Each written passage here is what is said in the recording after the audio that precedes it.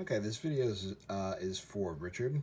I don't remember exactly which um, Saber group um, this video was his video was placed on, but he was concerned about his Roman's Balance V4, and I brought a few of my Sabers out to just talk about the differences between um, not so much quality, but what you can expect when you purchase your first Saber, your second, your third, your fourth Saber from someone in the community who's reputable. And I want to just, not that my opinion means anything, but um, I've been collecting for a few years now, and I can say, um, I own three Roman products, and they're great.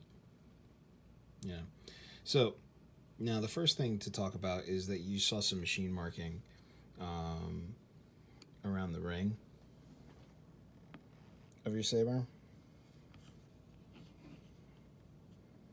and I've got some machine marks too. They're not as heavy or big as yours, but I have what I guess you would call the tarnish, but I have a couple of specks. They're not as big because I went over and I cleaned them, which I think you can clean, with this. Let me see if I have a product here. If you get a rag and you get some 3-in-1 multi-purpose oil, this lubricates, protects, penetrates rust, and cleans. So I use this first before I play with most of my sabers. I usually oil the threads with this. Till recently, I changed to a grease, which I find that it holds better with that.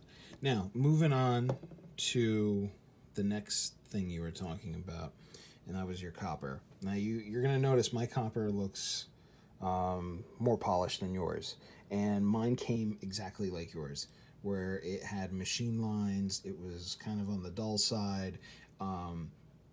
More so, like, if, let's say, I take this MK1 out of here, and I'm not trying to show you all my sabers to show off, because I can do that on my own with my own videos.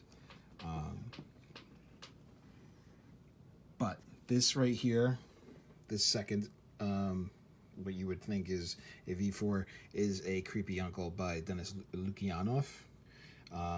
He's out of Russia. I got this from Justin, who replied to you pretty on the spot. And as you can see here, this is brass instead of copper. And I'm hoping it pulls up. Again, this is 4K. I don't know if YouTube is actually gonna show you 4K quality, because sometimes when I upload content, it never goes to 4K. It'll stop at 720p. So we'll see what happens. But this is not as brilliant, I would say, or high polished, glossy as my V4, because the way I got this guy, I left it. Justin sold me one of his last ones. I got on it, and I'm in love with the way this thing looks. I'm not gonna say never, but I don't want to manipulate the finish of this any more than where it is. It's gorgeous to me. Like, of the two, I love both of them. I like them a lot. I don't know. I just like the brass more. Roman did a great job, but copper is apparently the more accurate material that was used. But what I did was I went over with that 3-in-1 multi-purpose metal cleaner. It cleaned up the copper a lot. I then went over with this guy, which is what a lot of people are talking about. Mother's Mag and aluminum polish, and it's perfect for all metals, shines and protects. And I'm not paid by these guys. I'm just reading the label, and it's good for. I haven't met a metal yet that this isn't good for. I mean, I'll research before I actually use this, and it's pretty good. I take a Dremel with a polish wheel, and I just go over it in a in a deliberate path. So if I think I just went down the line once. It didn't like the way it looked, and then I went that way.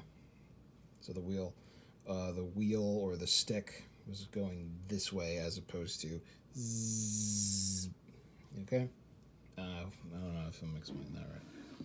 And I did the same over here. Now, it didn't come out like this. This took extra work. I sandpapered this guy down from like 400 grit and worked my way from 400 to 600, 800, 1,000, 1,500, I think 2,000, and I think I got my hands on 2,500 grit sandpaper, and I sanded at every level, and then I finished it off with Max Polish to get this finish. Right, because me personally, I like my metals to look smooth, and then I'm letting it naturally tarnish, being exposed to the elements, whether it be the oil from my finger, because I constantly touch it, and you could just go over and clean it off again. It doesn't matter. The mag will clean it right out. I mean, the one thing you're going to notice, hopefully it's picking it up here, is these are machine lines. So as the tool on a lathe is going through, go find some YouTube videos of how lathes, HD videos, you could just watch somebody just cutting something up. It leaves these lines. This is a raw metal finish. I did not polish the body. I don't want to. If anything, I'm going to dull it down on this one. This one, if I'm going to beat one up, it'll be this one. Not that I want to just beat up Romans, but as you can see here, got these machine lines. Now you could probably get rid of most of this. Whoop. Got this at Lowe's, I believe. Some 3M Scotch-Brite pads. I don't think 3M can call them that, but they're just they call them stripping pads. I think Scotch-Brite is its own company, right, guys? I don't know. So there are machining marks on this. I have cloudiness going on some parts of the saber. You got machine lines here. I got small nicks that if I really wanted to be particular about it, let's see if it picks that up. There's some small nicks there. It's probably by me handling it. Now, you mentioned that you wanted to return it. I mean, that's your business. You do what you want. But what I will tell you is, no matter the maker, no matter who you're dealing with, there's going to be some machine issues. Okay? The Lukyanovs, I'm pretty lucky the way this one came out. And Justin may have gone the extra mile. This may have been his personal one. And may have gone the extra mile with this guy. But this is the way I got it. Secondhand. Not bad. Okay? Not bad at all. This is what a weathered saber looks like. Not that you care, but we got some bite marks here. This is from Romans. And I paid for it to have all this stuff going on here. Discoloration, a beat up clamp.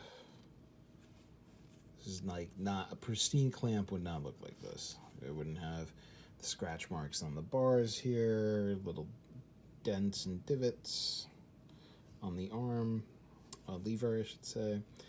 Same here with this booster. It's kind of missing some paint on these edges, and that's what a weathered saber is supposed to look like. And the knob here has got black in it, and it's just really scuffed up and gnarly. Not so gnarly. I mean, I've seen when you get into this hobby, you're gonna see guys that are gonna do their own take on a Vader stunt saber from Return of the Jedi that has survived the Death Star explosion. Shamin did a couple of those. Right, I think he did the installs. I don't know if he actually did that. Now this is from Solo's Hold. Okay, this is a Blind Knight. This is Kanan Saber from Rebels. In sections of this saber, I've scratched up purposely. So like over here at the emitter, I scratched that up so that it would accept paint. Aluminum is a very fickle material to paint. And you gotta cheat at it a little bit. But there are machining marks. I definitely played around with this plate. But this side here, not so much. And I don't know if you can see it. It looks brushed aluminum, like it's brushed aluminum, but there are tooling marks on this guy. This is not high polished at all. This is a raw finish. And you can see it right there at the at the base of the saber where it meets the pommel. You can see some tooling marks there. So, you know, going back to this guy here, it's up to you, man. But what you have is not something that is a major problem. I know it's shocking as a first-time purchaser. I know it's shocking to see that your saber is not perfect. But when these runs are done, he's not doing one at a time. He's not sitting at a machine processing these things out. You know, it's contracted out to somebody. They're making a bulk amount. There's going to be variances between materials, even though they're trying to minimize that between sabers. Copper is constantly being tarnished because of atmospheric conditions. The Statue of Liberty is copper, and it's got patina all over it. You know, when that thing arrived from France, it was not green. It was totally different. So, what you need to realize here is it's not a big deal. All right? At least from my perspective, you can polish it off. And that's going to open your eyes to this hobby in a totally different way, because you're going to start learning how to manipulate metal. And that is huge here. But if you journey with us, you're going to see that it's not hard to manipulate that. I did it. It only took like 10 minutes. Have a good day, guys. Happy Labor Day.